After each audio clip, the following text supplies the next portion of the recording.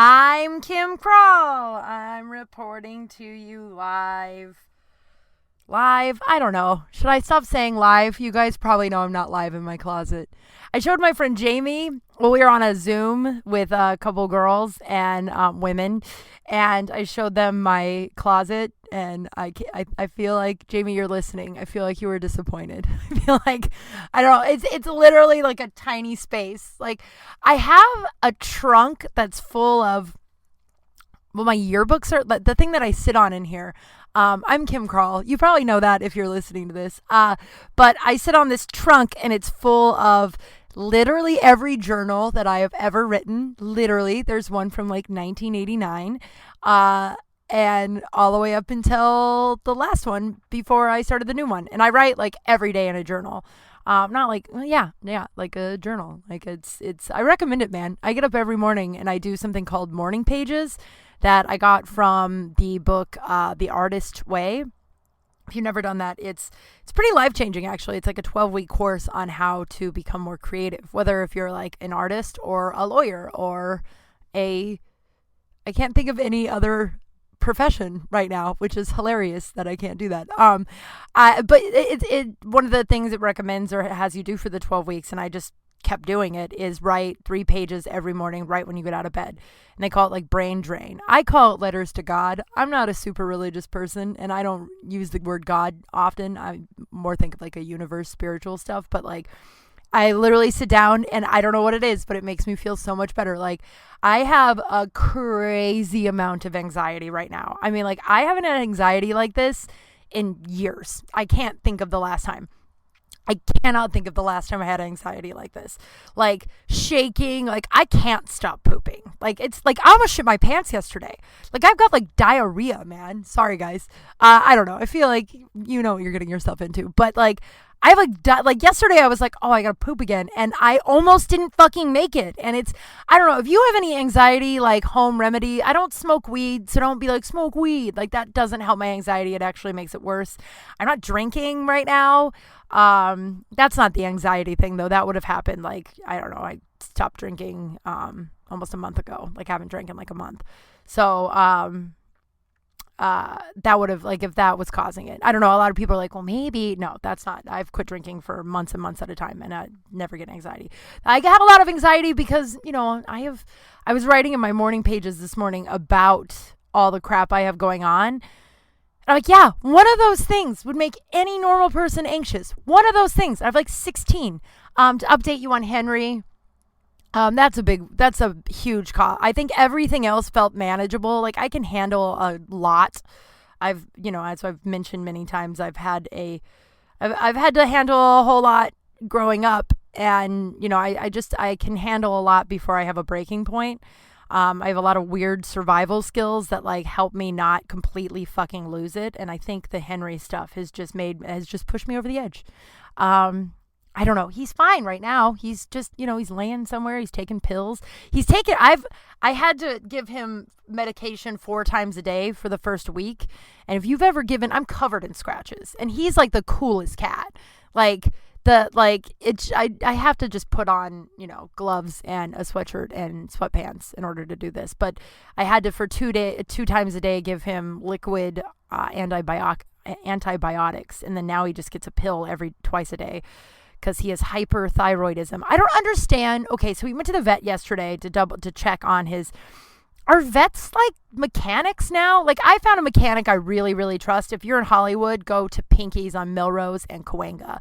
They are super trustworthy. They're super honest. I highly recommend them. I'm not getting paid by them. They have no idea I have a podcast.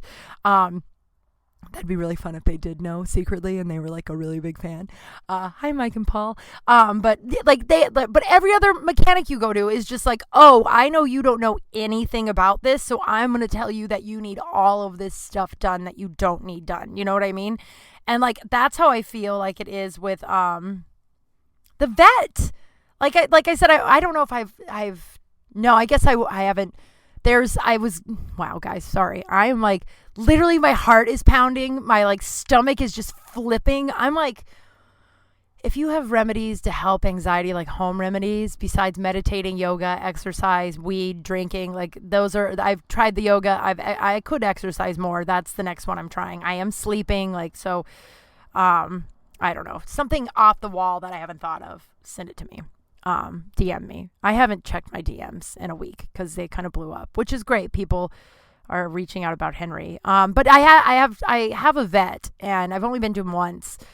And so I was like, oh, this is a good time to maybe research some other vets. Don't Yelp vets. Don't go to Yelp and look at vets. All of them, every single one of them either have 1 or 5 stars. The 5 stars are like, oh my God, I love this vet. They're so wonderful. And then the 1 star is, my cat died. He killed my cat. All of them. Every single one of them. So like, I don't know. And so I took him to the vet yesterday, the original one. A few people had recommended me to go to the one I had already been going to. But like out of the gate, like he was like, we're also going to test for kidney issues. And the ER was like, he doesn't have kidney issues. And they're like, yeah, but sometimes his thyroid could cover up kidney issues. So he probably has kidney issues. Also, we need to put him under so we can extract a couple of teeth. I'm like, what the fuck? I was like, bro, can we get this one thing under control? And then you can open up my cat, I guess. I don't know. It seems like a money grab, and maybe it's not. I got to do a bunch more research. It's just all very anxious. And then, there's a goddamn pandemic going on outside. So, and the unemployment stuff. And man, our Congress is just something else. You know what I mean? Like they're, regardless how you feel politically, like they are just really failing the people, they've been at a standstill.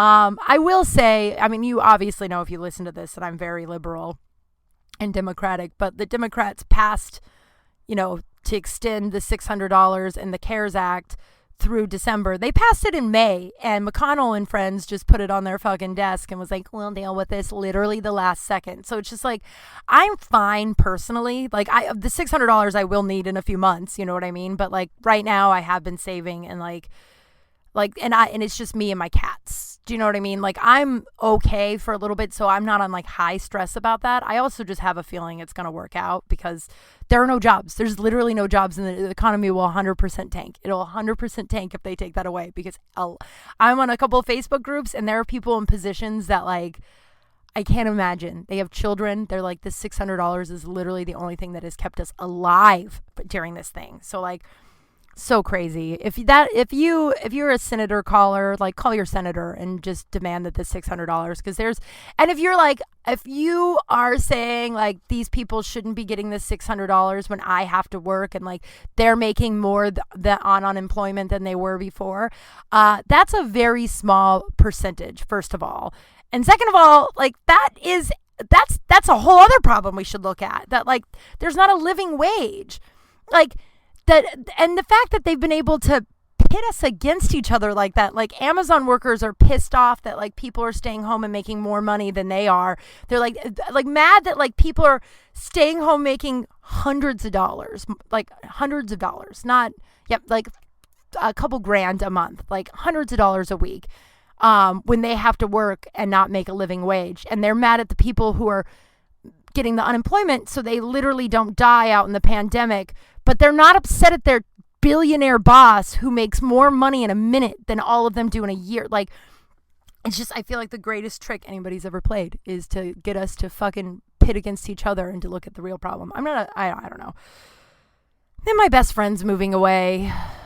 She's moving away. They're going to come back, but it's just like a heartache. Then my uncle's in the hospital. He's not doing well. It's just like a lot's going on.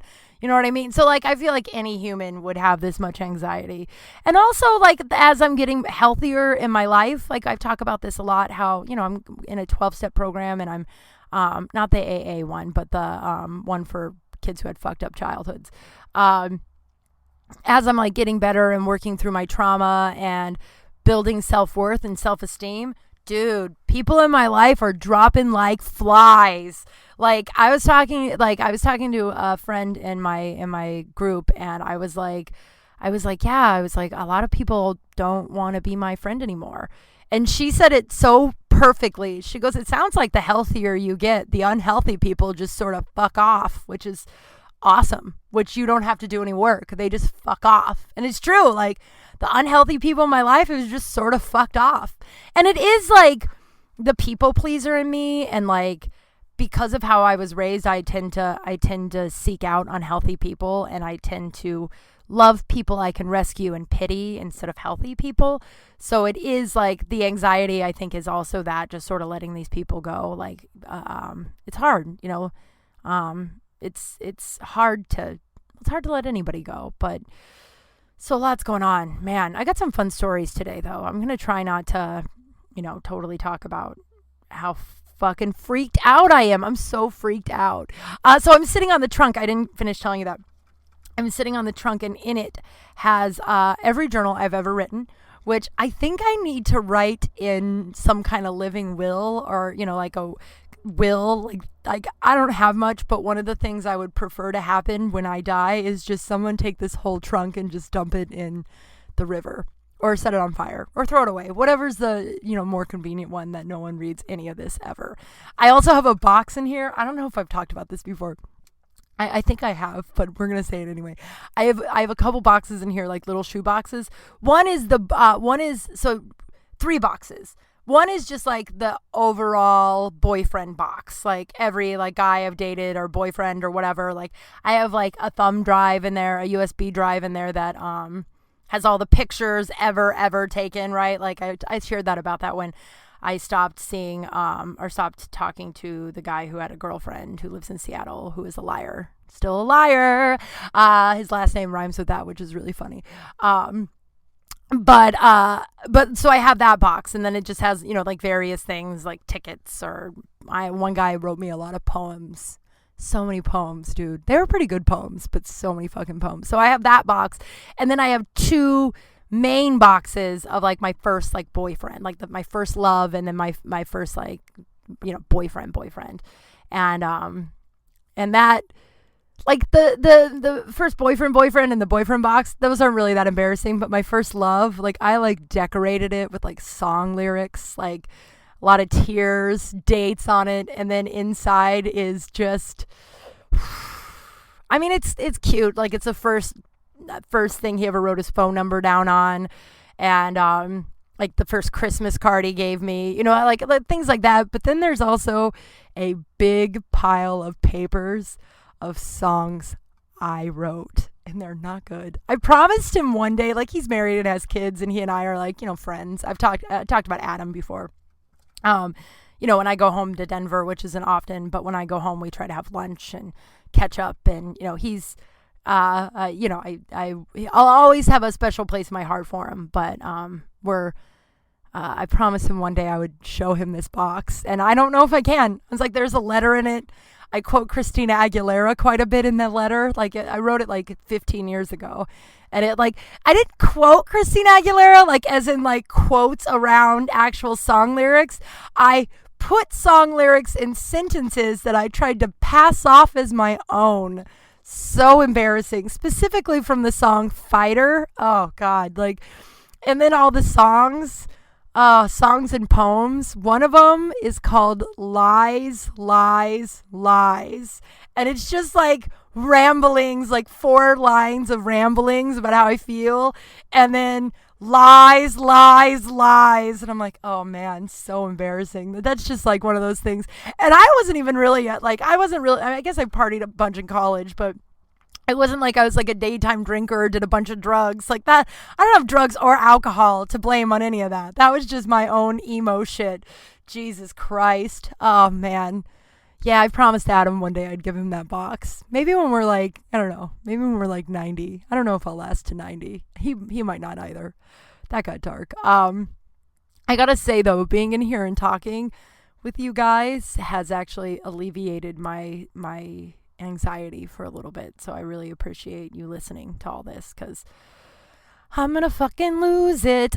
So also what's in here is what I really want to pull out and get out in here. So when I first moved to LA, which was 17 years ago last week, how fucking wild is that? I've been here so long. I grew up in this town, basically. Like I moved here like right out of college. I was a fucking baby, and I didn't have a lot of guidance in the how to take care of myself department, as you've probably gathered from how I was raised. And so I had to really learn how to, like, I didn't know how to grocery shop. So I would go to the store and spend like $200 on just myself, and like all this food would go bad, like little things like that. And that's so, it feels, it feels okay. I'm not ashamed now, but there was a point in time that that would have been a shameful thing to admit. But I didn't have someone that taught me that stuff. I didn't have someone that, I had a wild upbringing, man. And so I grew up here. Like I met a lot of people that helped me along the way. I remember my best friend Sarah when I first moved here. Sarah, who just got engaged. Congratulations, Sarah. And her kid, she got pregnant at like 22, 23. I remember crying. I think I was 23, 22. I think I was 22. I remember crying because I was going to lose my best friend. And now her kids call me Aunt Kim. They're the best kids. They're the best kids. I don't know. I got a lot of kids that I love quite a bit. But the best. When I met her boyfriend at the time, Brandon, we were at a party. I was at a party with this girl, Paige.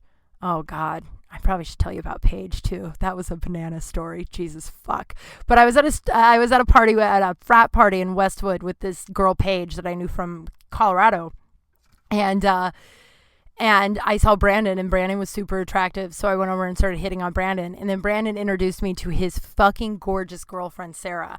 Now, when I say Sarah was gorgeous, I mean, Sarah is the prettiest person I've ever seen in real life. Like, ever, like, the attention this broad would get, like, oh man, oh God. Okay, this is an intricate story that I wasn't planning on telling, but here we are. I think I say that every week. Like Sarah was so pretty. She would say shit to me like this. She's like, oh my God, I was in the store. And she had no idea. And also, by the way, the nicest person, smart and kind, like just so fucking kind. So like, had no idea. And then she also modeled growing up. So like, when you model when you're younger, it really fucks with your self-esteem because of the way they treat you. They treat you like an object. Like they would measure her every day and like berate her if she gained like a centimeter. So she had like, obviously she's better now. She's, worked through that shit now, but like, so she has the ugly duckling insecurity, but never had the ugly duckling. Like, you know how like that turns into a swan. Like I'm pretty, but I have a personality because I was not a looker for a very, very long time. I was missing the better part of my teeth for a while. I dream nightly that those things fall out. Not nightly, probably weekly though. So she had never had any idea. It was always so, as like a 21-year-old, I was always like, Sarah, you're gorgeous. That's why this shit's happening. Like she'd be like, oh my God, the weirdest thing happened to me in Rite Aid today. I was in there, I had zero makeup on, and I was looking at like vitamins, and this guy comes up to me with like a dozen roses, and he's like, hi, I was passing by and I saw you, and I just needed to buy you these. And I needed to know your name. And she goes, how wild is that? And I was like, it's not wild. You're a goddamn supermodel. That's why. Like, I'll post photos of she and I on Facebook now, and people will still DM me, and they'll be like, who is that? Like, she's fucking wildly gorgeous. Like, one time we were at Century City Mall in Century City on the west side in LA, and we're sitting at like the food court eating, and she is 8 months pregnant. Like, she's fucking pregnant. But she's one of those pregnant people that's only her belly. And her boobs got way bigger. So, like, she's like, the belly is just under the table. So you can't see the belly. So it just looks like, I was going to say, it looks like she's got these huge cans. Jesus Christ. I mean, it's accurate, but like, how crass. She's got these huge cans, But so she's sitting, and then everything else is just like a non-pregnant woman, right? And she's stunning. So we're eating, and this guy comes up, and he's like, excuse me, I was wondering if I could get your number and take you out sometime. And she goes, I appreciate it. I'm flattered, but I have a boyfriend. And he was like, oh, okay. And then he walks away. Then dude comes back, and he goes, you know what? Sometimes people break up, and what if I gave you my phone number, and if you guys break up, I would just love to take you out. And she's like, we're not going to break up. I'm engaged. And then shows her ring. And he's like, oh, okay. Walks away, comes fucking back and goes, I just really want to give you my number. And like, this now is like, this dude's fucking creepy, especially now the Me Too. Like, get a fucking hint, dude. You shot your shot. She said no, bye-bye. But So he's like, I just really want to give you my phone number. And then she leans back and points to her stomach and goes, I'm having a baby in like 4 weeks. And he's like, or like 6 weeks or whatever the fuck it was. And he's like, oh, okay, fine. Walks away, comes back with his phone number and just puts it on the table. He's like, just in case, and runs away. So that's how that this woman ignites insane behavior. She's so pretty. He also is probably, that's not her fault. Understand, I'm not blaming her. But what a fucking lunatic, right? But just gorgeous. So we're at a party. I'm 21. I don't know anybody in town except for Paige, which we'll get back to. That story's bananas. She's and I'm hitting on Brandon. And then Brandon's like, do you want to meet my girlfriend? And he introduces me to gorgeous Sarah. Now, I was a scandalous 21-year-old with probably way too much confidence. And I was like, I'll just be friends with Sarah and then I'll steal her boyfriend. I'm not proud of that. They both know this story now. And then Sarah and I became best friends. Sarah's family to me. Sarah's literally my sister. She's one of the best things that's ever happened to me. One of the best people that has ever walked in my life. I love her. I don't know if she knows I have a podcast. She lives in Minnesota now, and we're both really bad at keeping touch, but we text, and it's one of those people that when we see each other, it's like literally no time has passed. And she just got engaged. Not to Brandon. He sucks. But yeah, he sucks. He should be, I would take a bat to that guy's head if I could. But that's neither here nor there. Thank God she does know I have a podcast because her daughter, who's 10, knows I have a podcast.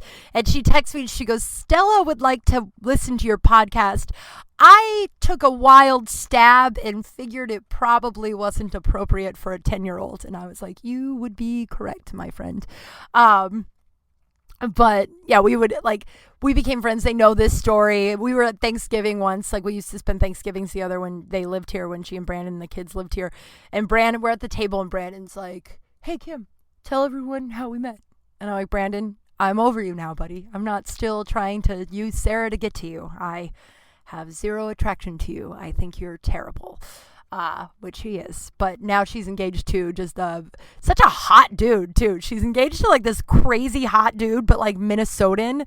So he's like super nice and sweet, and he's like a dad, and he's super hot. Like when I met him, I was like, Jesus Christ. And then I met his entire family, who is also very Minnesotan. They all hugged me and they were like, you're welcome to our place anytime in Minnesota. So yay.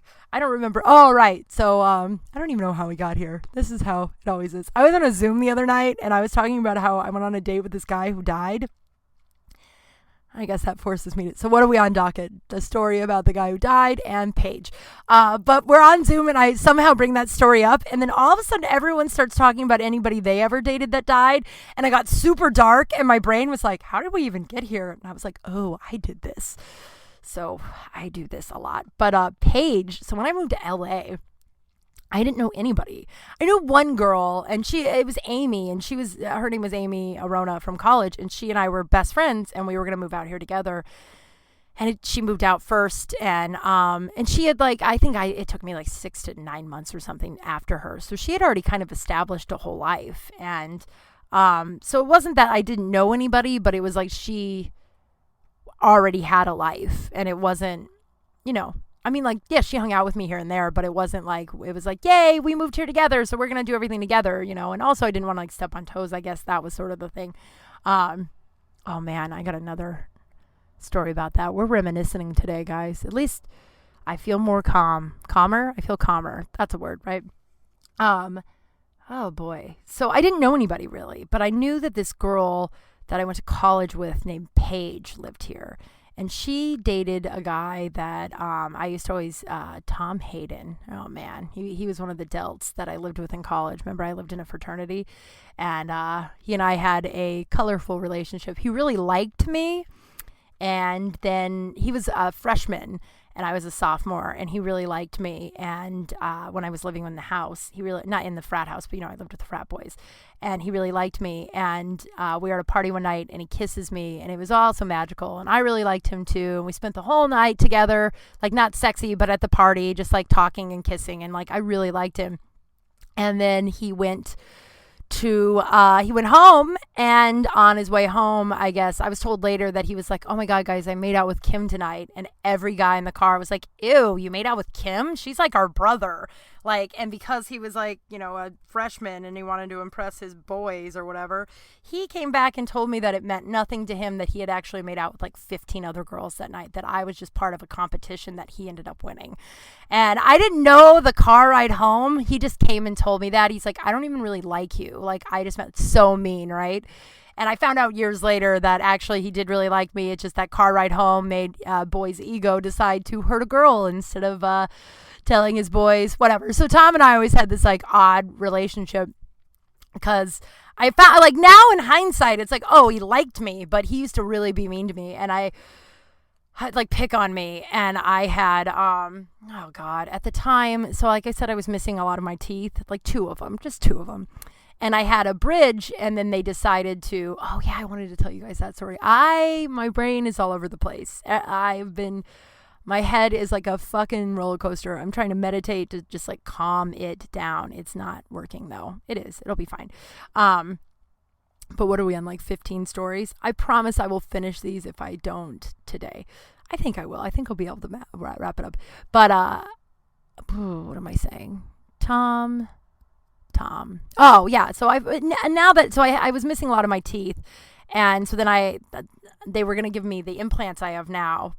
Teeth implants, and they had to give me braces. So I had to have braces. I went from really, really cute to having to have braces, and then I had this nose ring that got infected, and then I had a nose stud that got infected, and they basically told me I had to get a big ring in order for it to not scar. So I had this big purple ring, not cute at all. Like, I have a tiny nose, so it was like the size of my nose, and braces.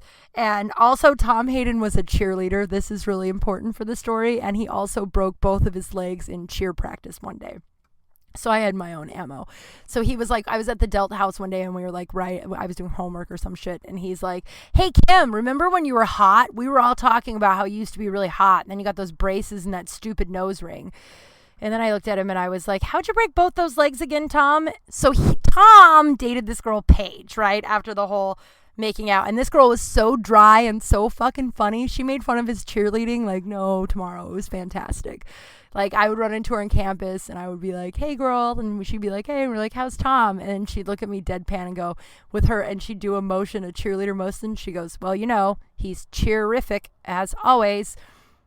So I always enjoyed that girl, right? So when I moved to LA, I found out that she lived here. So I asked my best friend Mark, who I think I've talked about many a times here. I asked my best friend Mark for her phone number, because he had become friends with her. And he goes, oh yeah, no, I'm not going to give you her phone number. And I was like, why? And I don't want to forget the teeth story, so I feel like I've got to write that down. Missing teeth delts. How I lied. Okay. We wrote it down. Hopefully we won't forget it. But so Mark was like, absolutely not. I'm not going to give her phone number. And I was like, why? You guys were friends. I don't know anybody in LA.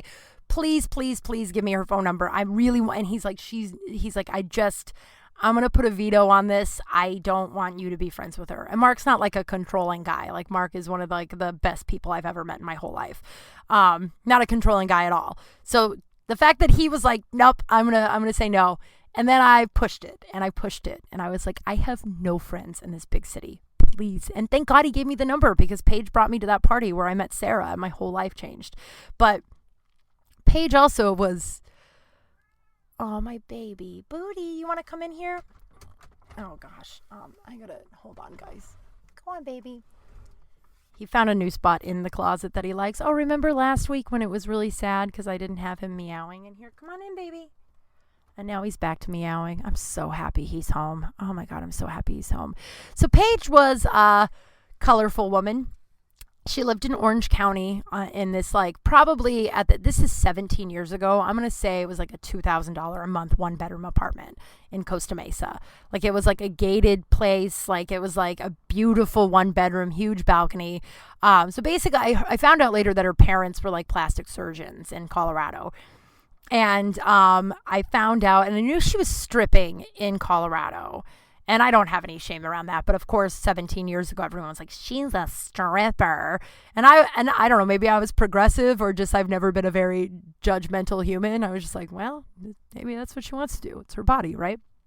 So we're hanging out, and she's kind of a mess. Like, gets drunk, gets in fights. Like, Mark wasn't wrong. She's a mess. Like, I mean, just scenes everywhere. We're getting kicked out of frat houses, all kinds of things, right? Just a mess. And then it turns out she has a major cocaine problem. And I'm trying to think so one of the frat boys, I can't remember which one of the delts that I lived with, he found her he had like a big porn thing. I'm burping, sorry.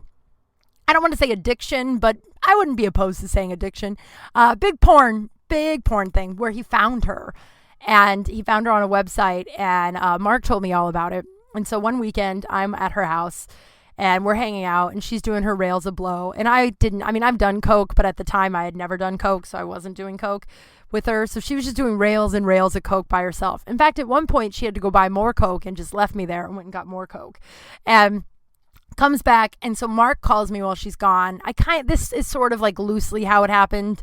I don't, maybe it was, he called me when she was there after like 20 minutes, but he calls me and I answer and we talk for a little bit and I say I'm with Paige. Then I hang up the phone and she goes, how's Mark doing? Oh, booty. Hi, baby. Oh, he's here, you guys. I'm so happy. I'm just worried about they're like kidney failure, extracting teeth. He could die. Like, don't do that as a vet. Like, Jesus. Hi, baby. Oh, I don't know what he's doing. Oh, you guys, I'm so happy. Thank you for all the love, by the way. A lot of people that claim to be my best friends haven't reached out at all. Those are the people that are dropping like flies from earlier in the episode. Like I'm saying, just people that is like, I think we're good here. But I'm so happy he's in here. What am I saying? Oh, yeah. So I get off the phone with Mark, and she's like, have you heard anything from home? Like, has Mark said anything about me?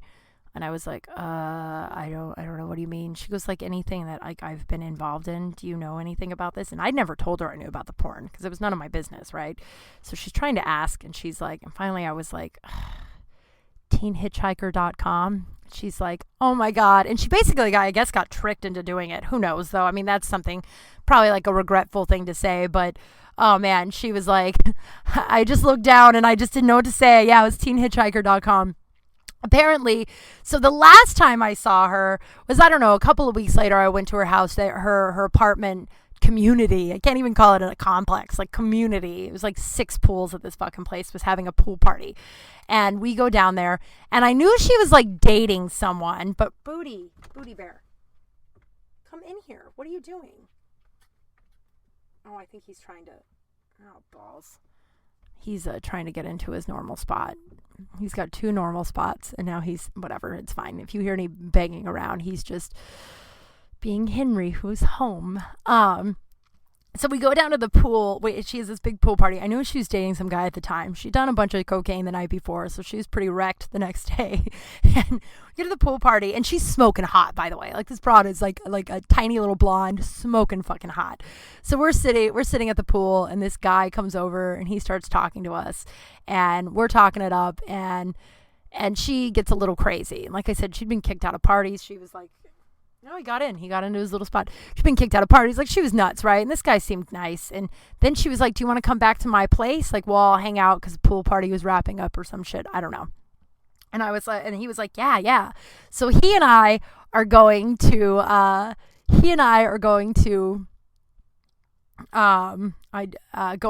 we're cleaning up. I don't know why she's not helping, but she's just like lounged out. Maybe she just couldn't be bothered, but we're cleaning up the area.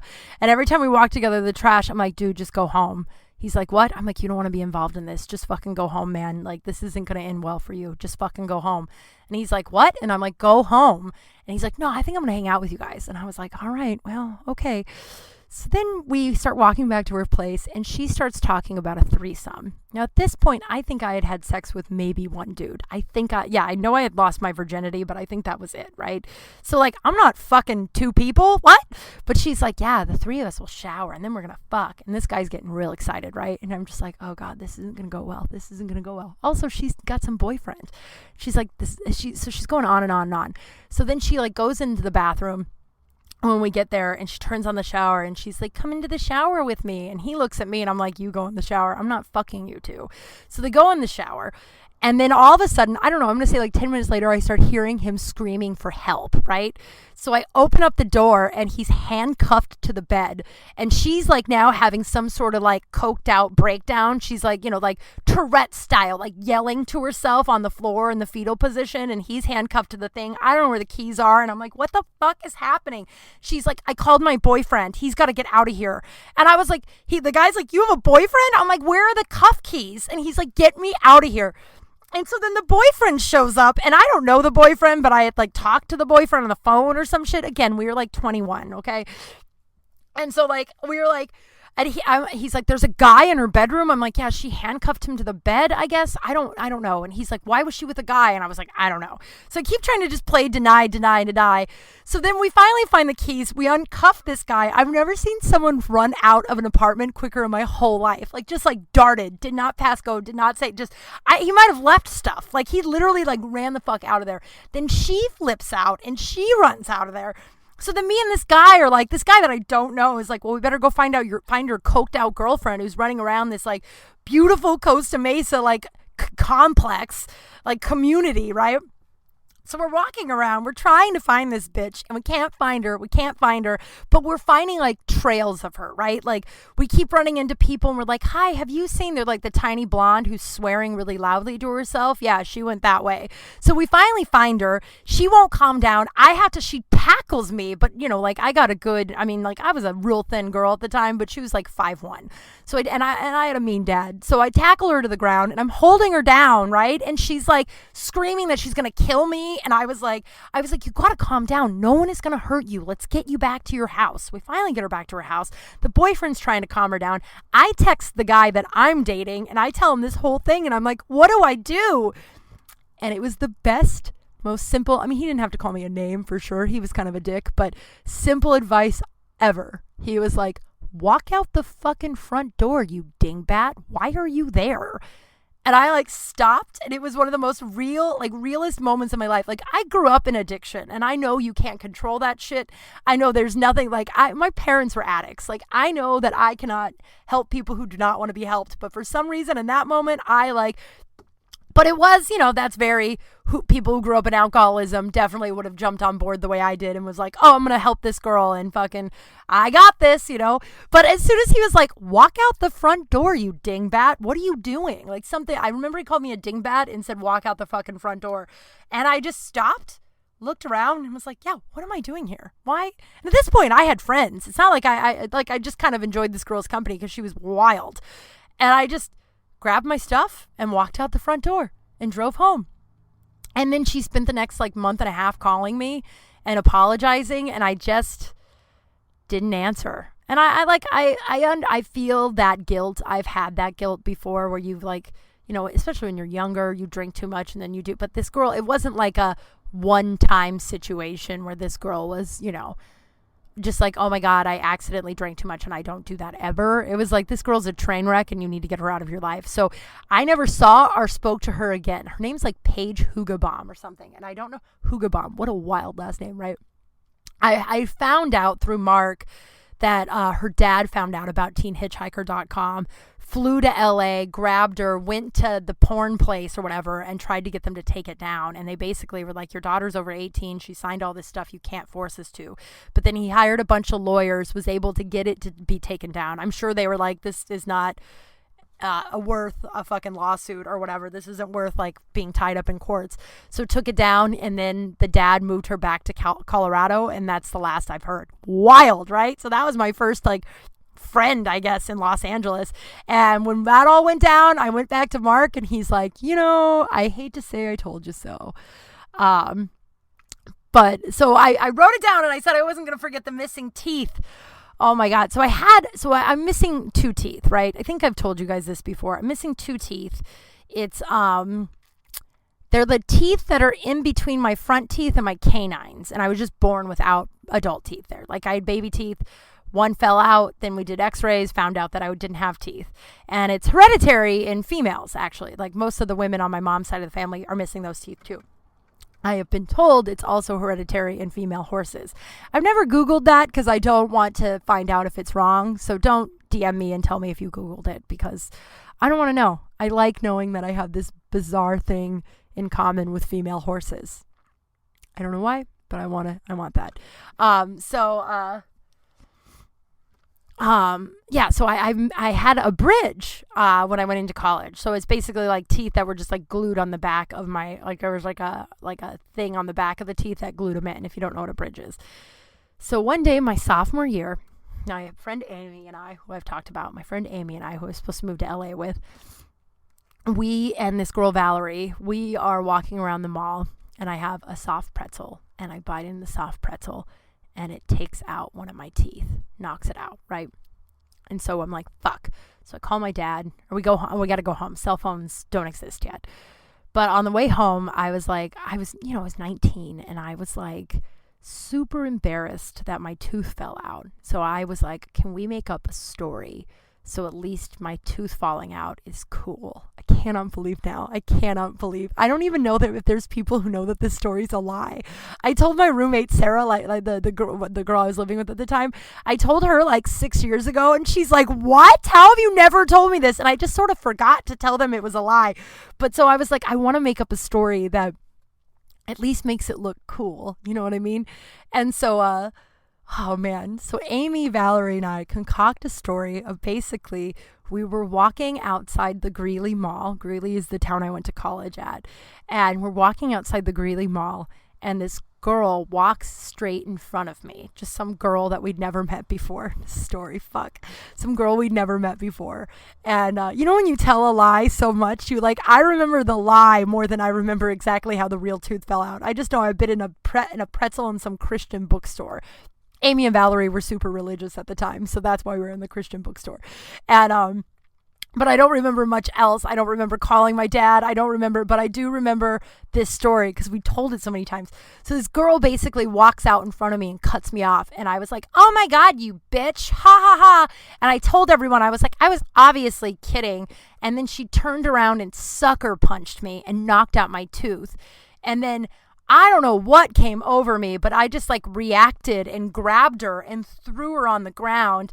And then Amy goes, yeah, I want to be a part of this story too. So Amy's like, then I overreacted and just started kicking her. So Kim and Amy are kicking her. And Valerie was like, I don't want to be someone who's just beating up some girl at the mall.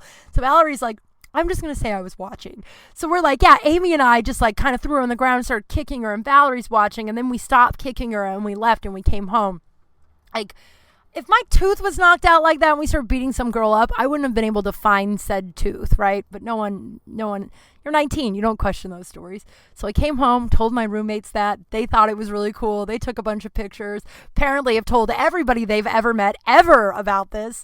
Because Sarah, years later, I was like, oh yeah, I never told you that was fully made up. I was just embarrassed. We told everybody that story, which is so funny because it's if we beat up some girl and left her beaten and bloody on the side of the road. It was a small town. There would have been some repercussions, at very least some news story, right?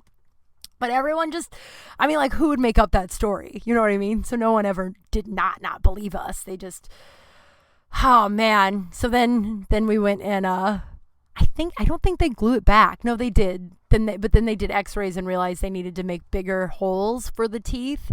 My permanent teeth, because I was a really late bloomer, so my skull wasn't completely developed, I guess. I don't remember, but yeah, I told Sarah years later, and she's like, what? She's like, I literally have told that story all over, she lived in New York a long time, she lived in Tennessee, she's like, I've told it all over everywhere about how you were such a badass that you beat up some girl for knocking out your tooth. And I was like, nope, bit into a soft pretzel. That was it. Bit into a soft pretzel. Yeah. I don't even know how we got here. I don't know, but I feel like it was a fun journey. But 17 years in Los Angeles, and my cat is home. A lot of anxiety.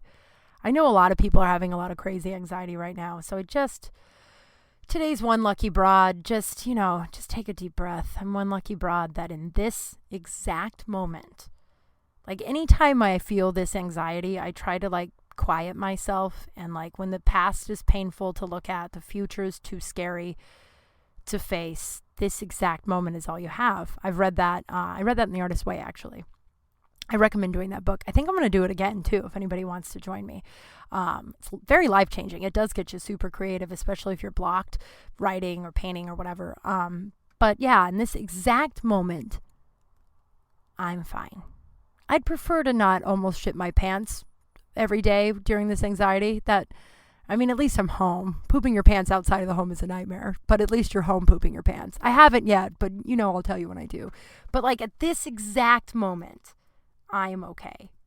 Henry is home. I have a roof over my head. My rent is paid. I have a fridge full of food. I got savings. I've got a lot going on, and I'm happy and I'm okay. So I'm one lucky broad that in this moment, and I've got the most insane support system around me. Like when Henry went to the hospital last week, like the people that were supportive, like I did say that there were some people that claimed to be best friends and just never bothered to reach out at all, which is telling and which is fine. That's, has nothing to do with me. I'm sure they're just self-centered humans. And I knew that before this, and that's part of why they're dropping like flies. But the support I have around me is just insane. And I think I bring that up every week, but that is one thing to be one lucky broad at. Also, I have t-shirts. I just ordered my own to see if they're good before I start promoting them, but I'm working on my website if you want to go check out the shop. I have t-shirts, sweatshirts, stickers, mugs, and face masks, all at Kral.com. So if you want to check that out, I would love it if you started wearing my merchandise. That'd be really fun. My merchandise. I had a poop scoop story.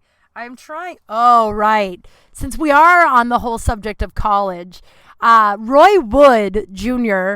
is a very funny comedian, very nice guy. I got to meet him a bunch. When I first started doing comedy, he would come into Big Wangs and watch sports. And I was a really big fan because he was on a show called Sullivan and Sons.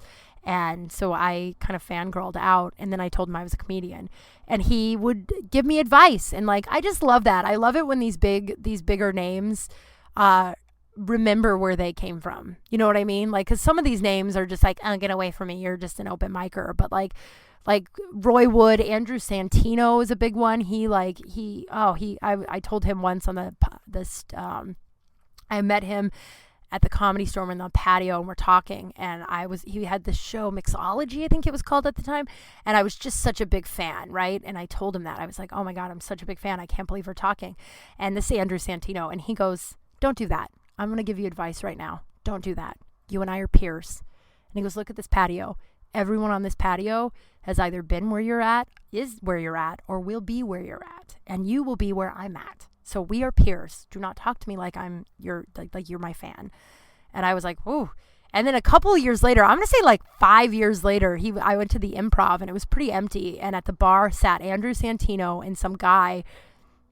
And he was like, he waves at me, and I wave at him, and I was like, no way this guy remembers me. It's been 5 years, and he's like blown up since then, right? And I walk over, and he's like, and I'm like, hi. He's like, Kim. And I'm like, you remember me? He's like, of course I do. What are you doing? Sit down. He buys me a drink, and we just catch up.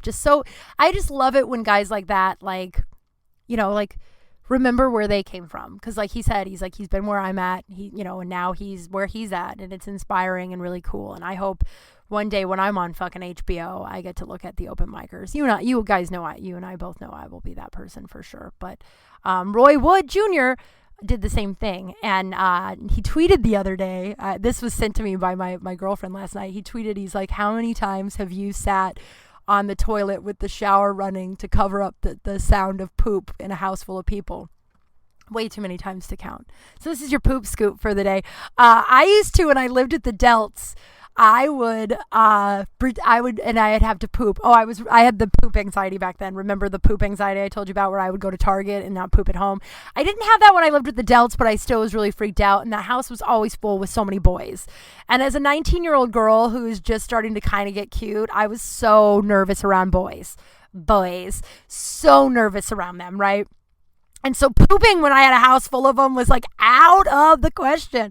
So I used to always do that. I would pretend to shower, but I wouldn't shower, but what I would do was I would get naked. I wouldn't poop naked, not a naked pooper, which I'm convinced most naked poopers are drug addicts. Prove me wrong.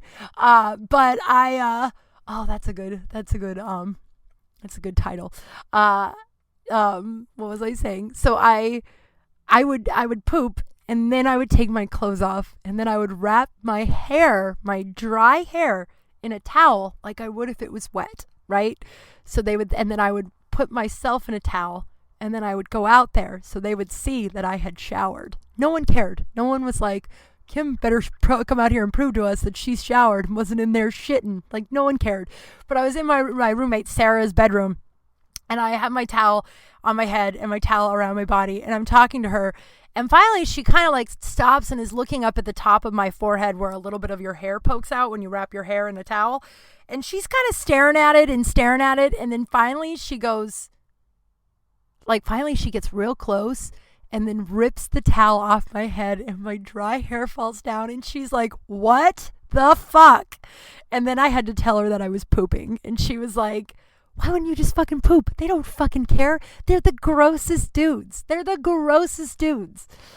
Yeah. And I remember one time we had this party.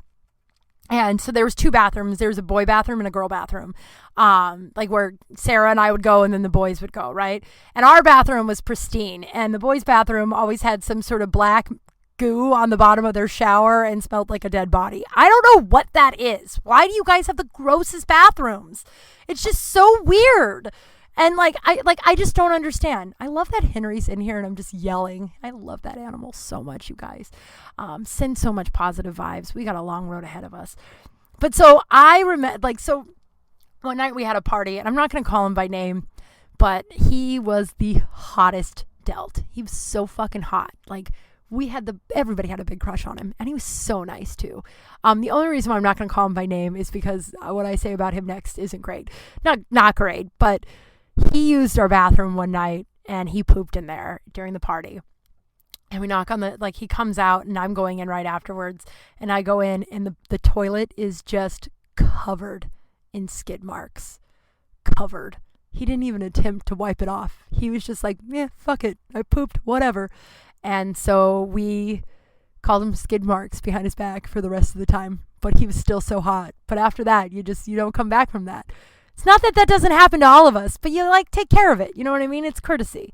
So one night they got really mad, and I'll end with this. One night they got really mad at me because I was at the party. We were having a party, and then I was going to leave. And Sarah and I never wanted anybody to pee in our bathroom. And so I was drunk, and I was just like, my drunk mind was like, "Oh, I'll just lock the door.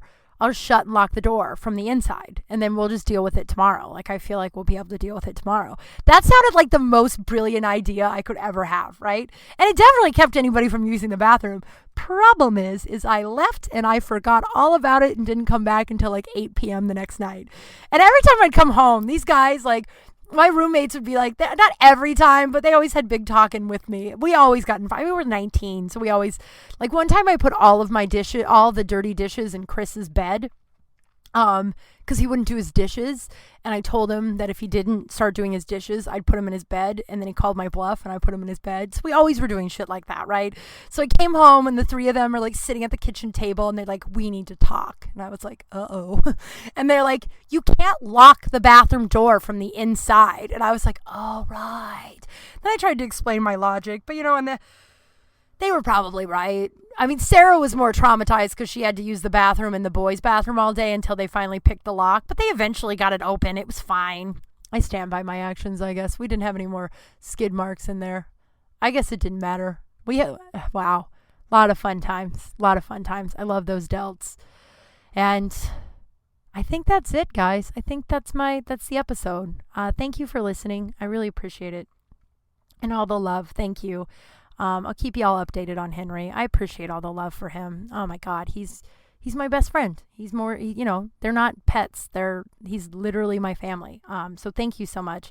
We're still waiting on Kral Space live on Dash. I've got a little bit more news, not anything I can really share, but like it's in the works. So I know every week I've promised this. Maybe no one cares as much as I do. Maybe they do. That'll be exciting. It'll be fun. I just have my first guest logged and I just can't wait to share it. It's Michael Malone. His book is so good. He's just such a talented such a talented motherfucker. I don't talk like that. I mean, I say fuck a lot, but I don't think I've ever called anybody a motherfucker. Jesus. But he's just so talented, so I just can't wait to share it. But hopefully in the next couple of weeks, I'll keep you posted. New episode of Kral Space comes out every Wednesday around noon. I will be on time today, I think. I'm very excited. Let's see here. I think that's it. Follow me on all the socials, KYMKRAL. KimKral.com is up. I got t-shirts, sweatshirts, masks, all that stuff. Before you get anything, wait till mine comes in because I want to just make sure it's quality and it looks good. I think that is it. If you get a second, please write me a review. They mean so much. I'm starting to get bad ratings. So if you can rate it and review it, that'd be great. I don't know maybe people just don't like the podcast. I mean, that happens. A lot of podcasts have 4.5 stars. I have 4.9, so it's not bad yet. But if you are a listener and you haven't yet written me a review, I would really appreciate it if you write one out. It takes like 2 minutes and it means the world to me. Yay! I hope everyone's staying safe, wearing a mask, and being kind. That's all we can do right now because we don't know what the future is holding. We are a fucking shit show, guys. So, stay safe out there, and thank you for listening. See you next week. Bye. Wow.